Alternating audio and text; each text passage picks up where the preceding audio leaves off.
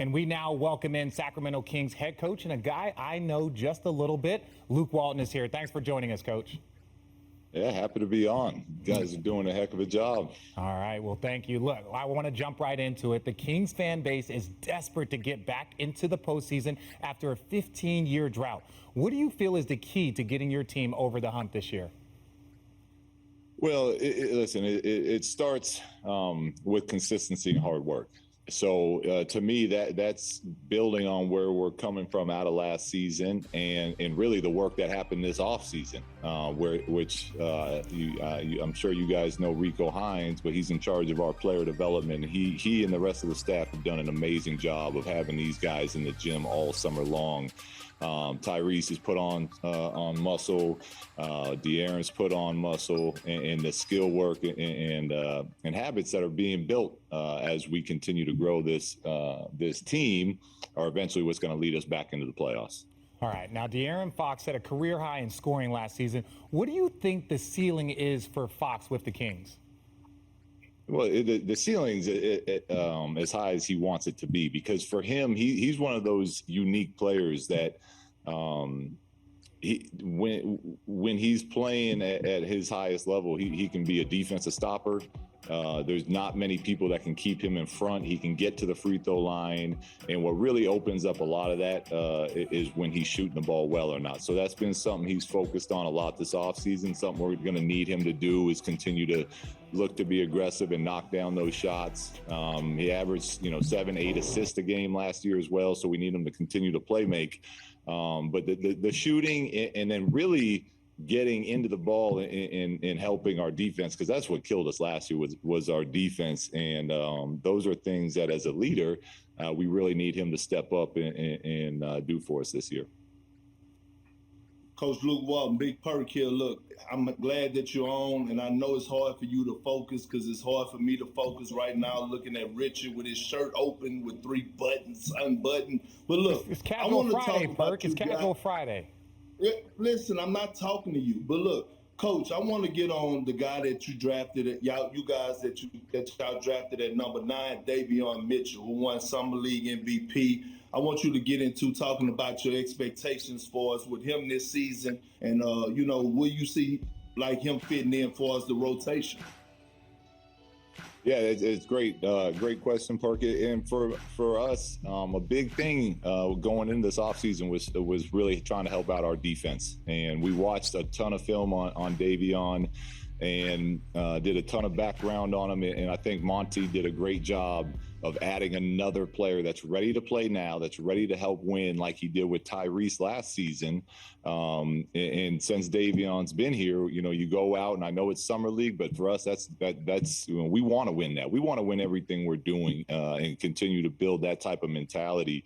And this young man has won in high school, he's won in college, and now we expect him to help us win in the pros. And he's somebody that's going to play right away, and he's going to help us, really with on the defensive end. But I've been pleasantly surprised what he's able to do on offense as well.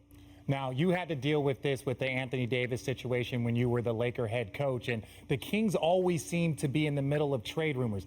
As a coach, how do you keep the young guys focused at the task at hand? Yeah, control what you can, and it's easier said than done. But I've been through this as a player. You guys have been through this as a player.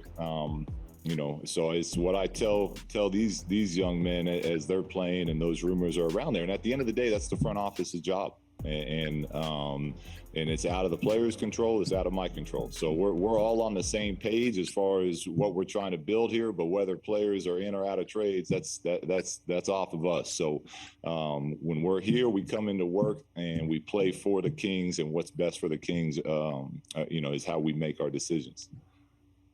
Well, I'm glad I got both of you guys on at the same time, because it's a Sports Center clip that's going on right now online that I want both of you guys to take a listen to.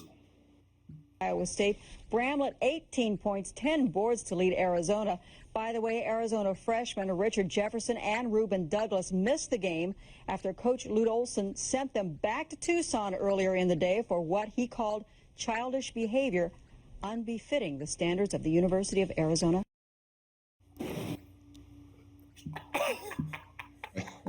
I don't. That's pretty good, Perk. Do you have a question, Perk? Child behavior, like what child behavior? What were you doing? Was you drinking on White Claws again? What was you doing, Richard? No, I was only 18. Luke, do you remember that? I remember that. Yeah, I didn't get sent home, but I do remember that your mother called me to see if I could leave her ticket since you were no longer in Las Vegas with us.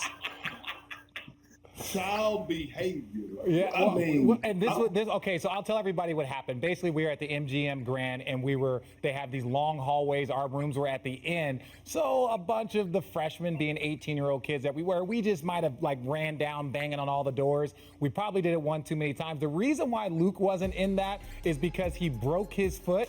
So the funny part for us is that Luke was still crutching down the hallway as all of these people slowly started coming out trying to see what was going on. And subsequently, that got me sent home. And I never had to learn that lesson again.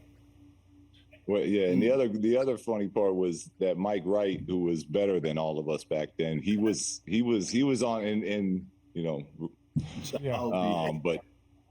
but Mike didn't get sent home. They acted as if they didn't see that he was part of it. Well, I mean, Coach Luke, listen, child behavior though, like just child behavior, and for you to double down on it, Richard, makes it even worse. Talking about I was an 18-year-old kid. No, you're a young man at that point in time. No. You know right from wrong. You know right from wrong. So trying to justify saying as an 18-year-old kid, like we're not buying it. You're a young man at that time. You know right from wrong. Thanks for watching ESPN on YouTube. For live streaming sports and premium content, subscribe to ESPN Plus right now.